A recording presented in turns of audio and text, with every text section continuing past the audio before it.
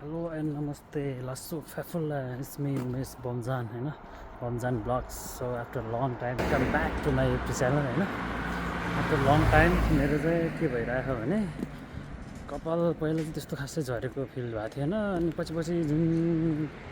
अहिले चाहिँ 3 वर्ष लाग्यो ठ्याक्कै अस्ति मार्चबाट होइन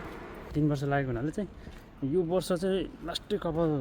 गएको वर्ष चाहिँ लास्टै कपाल झऱ्यो क्या अनि त्यही भएर चाहिँ अहिले चाहिँ अस्ति डक्टर कहाँ गएको थियो सल्लाह गर्नलाई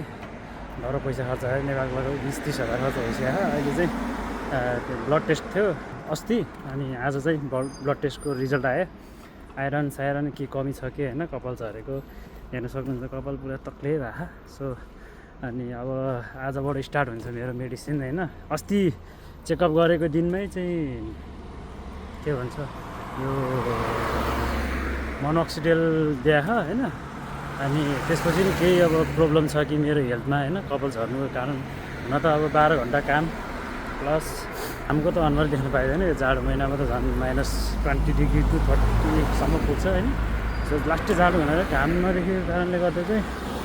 अब झरेको हो कि केही बडीमा नि प्रब्लम हो कि भनेर अनि चेकअप गराएको थिएँ अब क्यान्सर पनि छैन होइन अब कुनै मेडिसिन युज पनि गरेको छैन सो मेडिसिन युज नगरेको हुनाले चाहिँ के हुन्छ कि भनेर उ गरेको छु अनि मैले अब लास्टै भएको कारणले चाहिँ डक्टर चेकअप गराएर खास आज चाहिँ भिटामिन कमी भएर चट्ट भिटामिन दिएको छ अरू सबै ठिक छ आइरन साइरन होइन अनि अरू केही प्रब्लम छ कि भनेर चेकअप गराएर पिसाब होइन बडी फुल चेकअप भयो सब ठिक छ जस्ट भिटामिन कम भएको रहेछ सो भिटामिन चाहिँ अब एभ्री मन्थ अब कहिलेसम्म हो थाहा छैन अब कहिलेसम्म हो so I was start to March 2 होइन आज मार्च 2 गतेबाट स्टार्ट भएको छ मेरो लाइफको जर्नी होइन कपाल झरेर तनाव भएको छ हेर्नु गाइज होइन देश त्यो अहिले देख्दा नि के भन्छ होइन सो यस्तो अब धेरै सोच्यो नि दिमाग खराब टेन्सन हुन्छ सो गाइज होइन मैले चाहिँ दिमाग टेन्सन धेरै नलिएर हुन त एकचोटि त लास्टै टेन्सन भएको थियो एकचोटि कपाल काटेर म त्यो भिडियो पनि राखिदिन्छु फोटो पनि राखिदिन्छु लास्ट टेन्सन छ त्यतिखेर चाहिँ टेन्सन भएर निन्दा पनि लागेको थिएन कति जम्मा 4 घन्टा 5 घन्टा सुतेर काममा गएको थिएँ है सो अहिले चाहिँ अब बल्ल सब उ भयो नि त अब टेन्सन दूर आउने अब चिल पारामा हेर आउने हल्का ऊ जे भयो नि अलिकति कमी रहेछ मेरो शरीरमा कमजोरी रहेछ होइन त्यही भएर झर्या रहेछ भन्ने थाहा भयो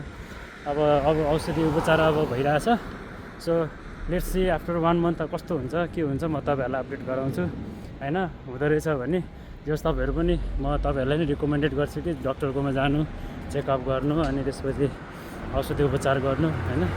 राम्रो हुँदो रहेछ भने आफ्नो शरीरमा पनि कमजोरी हुन्छ नि त हो त्यसै हुनाले डक्टरकोमा चाहिँ जानुपर्छ एकचोटि भन्ने उ गराउँछु ल अब यति भन्दै चाहिँ होइन आफ्टर 1 मन्थ पछि चाहिँ म रिब्याक हुन्छ होइन गाइज अहिले चाहिँ सी यू बाई बाई